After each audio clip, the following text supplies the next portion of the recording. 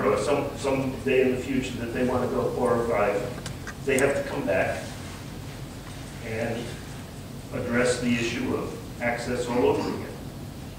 But and they may be willing to give up development rights. A lot of property owners do that. People who go through subdivisions, I've been doing it fairly regularly with some of my clients, giving to the Connecticut Island Land Trust your development. But that was not an issue that I've discussed with them, and I think can be extracted from someone who's coming in here looking for a very benign use of their land. Mr. Murphy, I wanted to ask about the wetland portion of the pathway, of the driveway. Yeah. That would have to be upgraded to some extent. Will you have to get permits to do that? Wetland permits? They may be as low level as maintenance. Okay. Because there already is a gravel driveway. Right. There already are culverts. Oh, there are culverts? Yeah, there already are pipes under the, letting the wetland on one side of the road pass to the, letting water pass. So I think that DEM, assuming they have jurisdiction of this, would treat it as a maintenance permit. But what we would do, the sequence that I envision, is our team working with the town's engineers to determine what the fire engine, 75,000-pound piece of equipment, requires in terms of a base.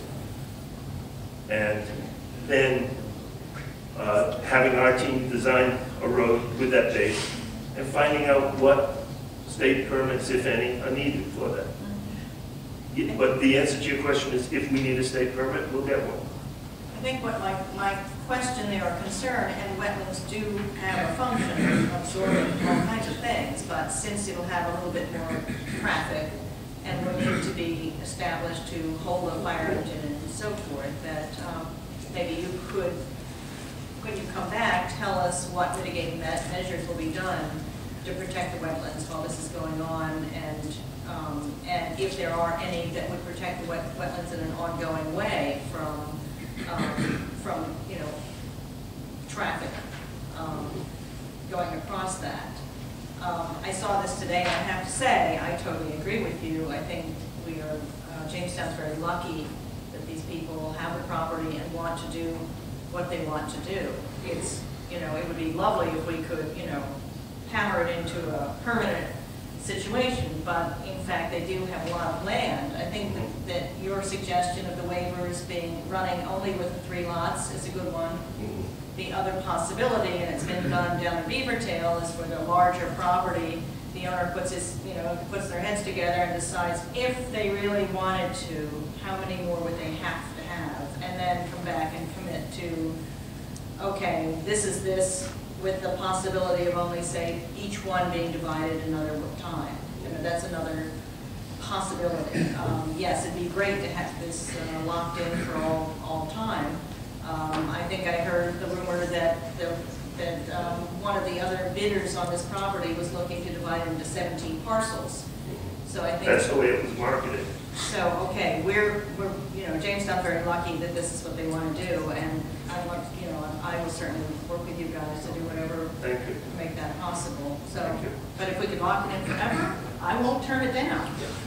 Well, that may be what happens eventually. It may be what happens as part of this process, but that's up to my client. Absolutely.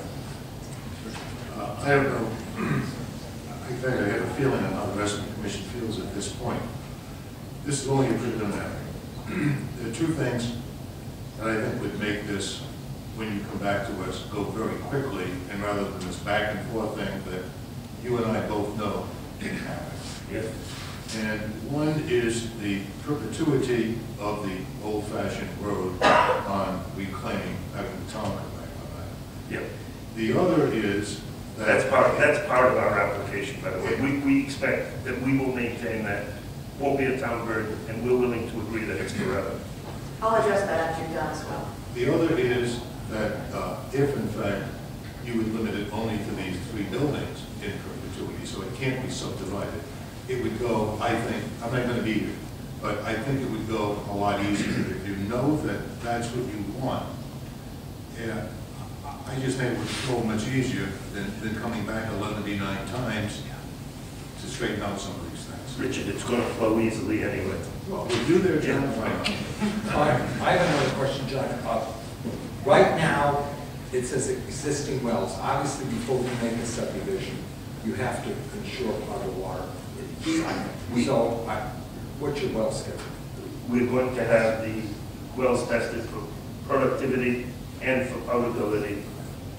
Yeah. Those wells were drilled by the previous owner to find out the developability of the property.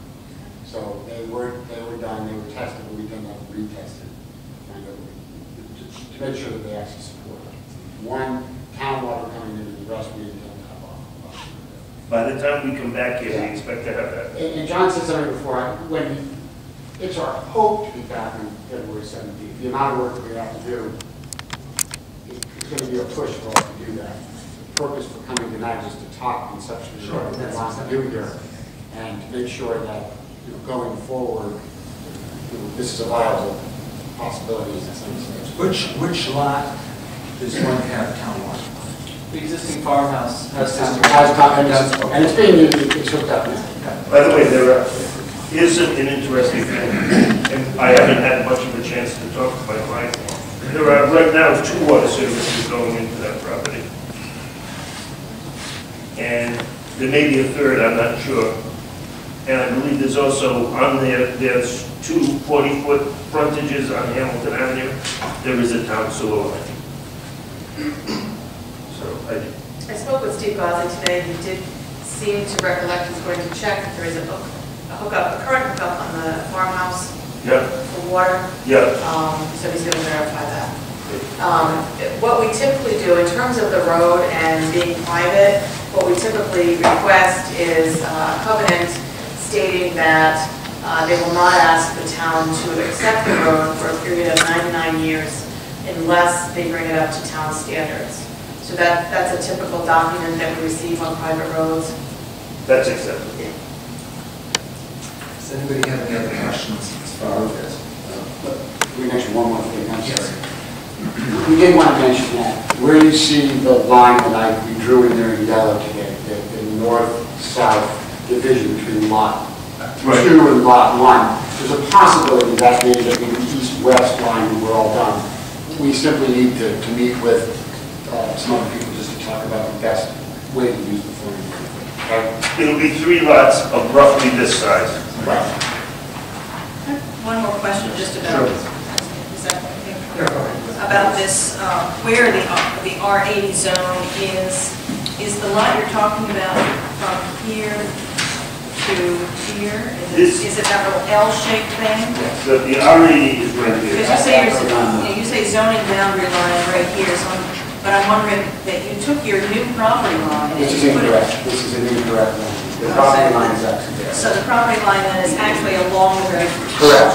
Along That was a correction that we just found. The southern boundaries of Stanton Road is the property line, so that Stanton Road goes through that property and goes through Stewart. But what I was trying to find out is exactly what the shape of the R80 part was, because and it sounds like it's an L shape. The only thing that's in R80 is the... Well, it says zoning boundary here, is that? I know, that's incorrect. So it's actually on the side. Here's the thing, yeah, and this was generated, we don't have the actual assay survey. So we know that these lines are going to move slightly, but we know there's approximately. So until we have that, in other words, when we wanted to come in and talk to you conceptually, we knew we didn't have the survey yet. We needed to keep the process moving. So we know that you're going to see a correction down here when we come in.